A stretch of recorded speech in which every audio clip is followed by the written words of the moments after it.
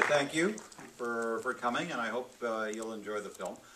Just a little bit of, because all the panel guys are basically associated with the post-production process, I'm just going to say a few words about where we came from and the filmmaking process. We were kind of at a crossroads after Resident 3. The studio wanted a fourth.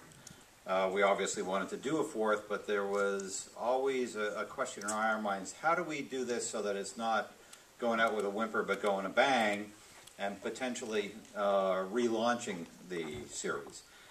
And Paul Anderson, who was the director of the first one and has written all the scripts, basically said, I'll come back and direct number 4, as well as, of course, write it, but only if I can do it in 3D. He said, because I think if we do it in 3D and we do it properly, we stand a chance of really, really relaunching the series, and there'll be a 5 and a 6, and that's exactly what happened.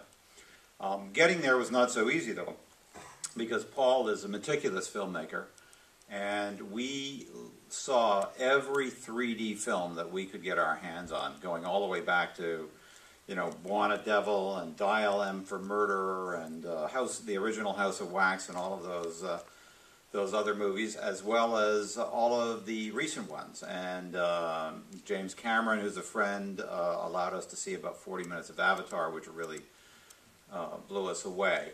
And as well at the time, we researched all the available camera systems, and basically there were 4 at that stage, and we decided to go with the Pace system, which was developed by Cameron and his partner Vince Pace, who did the Titanic underwater documentaries with him.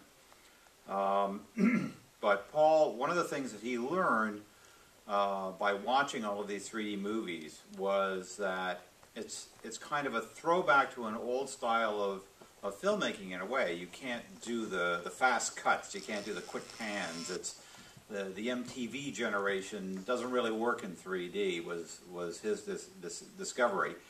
And that's how he shot the movie, and that it's much slower movements, longer cuts, masters are very important, and it wasn't about poking things at the audience, which is something that I did a 3D movie in 1983, and I think that's what killed 3D back then, was because it was all about, it is. But Paul said, no, it's, and he really felt that Avatar delivered that, pulling the audience into the experience. That's not to say you're not going to see some stuff coming off the screen in Resident Evil Afterlife, but what we hope you'll do is get drawn into the film. And judging by the results worldwide, and I think we accomplished that. This is the biggest of all the Resident Evils by double the last one, and it's been an interesting series because 2 did more than 1, 3 did more than 2, and 4 did more than 2 and 3 combined. So it's the most popular, and I am expecting the script from Paul this week on Resident Evil 5, and we will see what happens there. But anyway,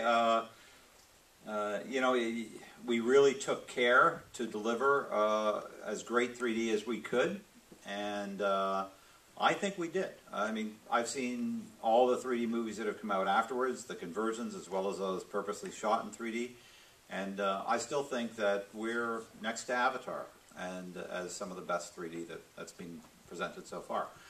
So please enjoy the film, and I know my guys will answer all your questions that I shake my head at.